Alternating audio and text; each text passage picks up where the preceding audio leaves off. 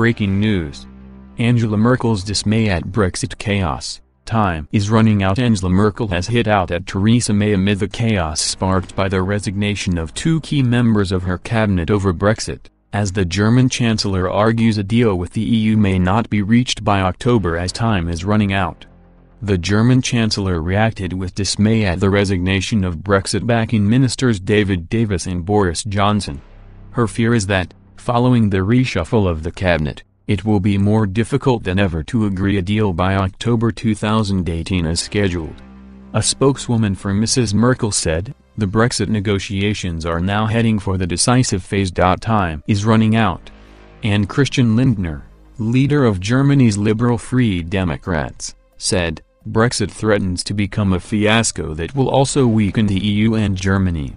Their worries concern the possible implications of the latest events sparking chaos in British politics, both in the stability of Mrs. May's government and the outcome of the Brexit deal.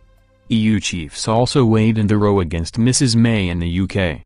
President of the European Commission Jean-Claude Juncker mocked Mrs. May, saying the resignations clearly prove at Chequers there was unity in the cabinet.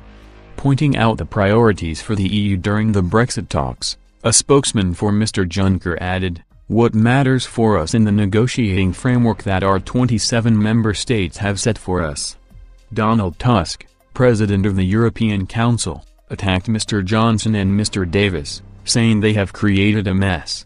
He wrote on Twitter, "Politicians come and go. The problems they have created for their people remain. The mess caused by Brexit is the biggest problem in the history of EU-UK relations."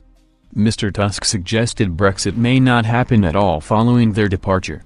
He added, "I can only regret the idea of Brexit has not left with Davis and Johnson.